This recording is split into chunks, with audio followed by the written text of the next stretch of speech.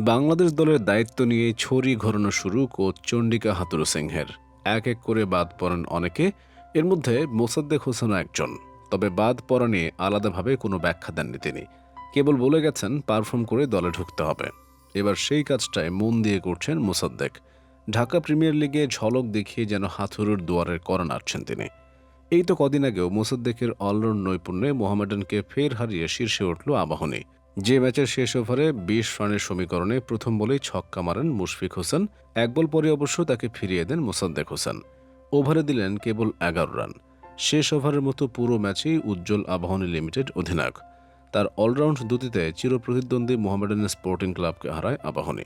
মিরপুর শেরেবাংলা জাতীয় ক্রিকেট স্টেডিয়ামে ঢাকা প্রিমিয়ার লিগে সুপার লিগের প্রথম দিন মোহামেডানের বিপক্ষে ৮ রানে জিতেছে আবাহনী। ২৫৯ রানের লক্ষ্যে ৯ উইকেট হারিয়ে ২৫০ রানে থেমেছে মোহামেডান।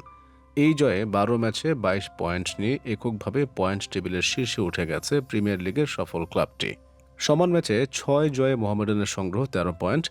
প্রথমে ব্যাট হাতে চাপের মুখে ৬৩ রানের ইনিংস খেলেন মোসাদ্দেক। পরে বোলিংয়ে ৪ উইকেট নিয়ে মোহামেডানকে আটকে রাখার কাজটি দারুণভাবে সামলান তিনি। তার হাতে ওঠে ম্যাচ সেরার পুরস্কার।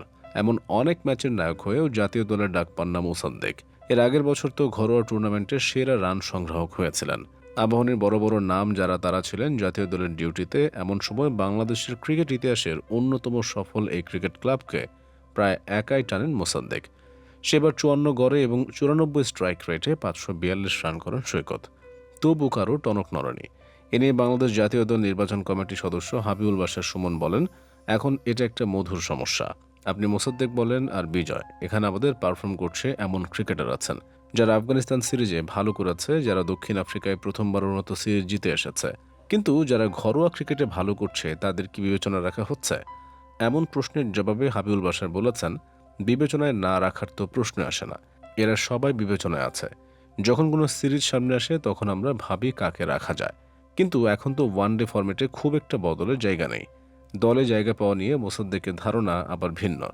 তিনি বলেন, দেখেন, আমি আমার কাজ করে যাব। আমার কাজ ভালো খেলা। বাকিটা ঠিক করবেন নীতি নির্ধারকরা আছেন। তারা সিদ্ধান্ত নেবেন কখন কাকে দলে নেওয়া হবে এবং হবে না।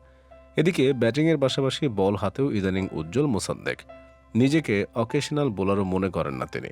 অবশ্য তার কথা মোটেও উড়িয়ে দেওয়ার মতো নয়।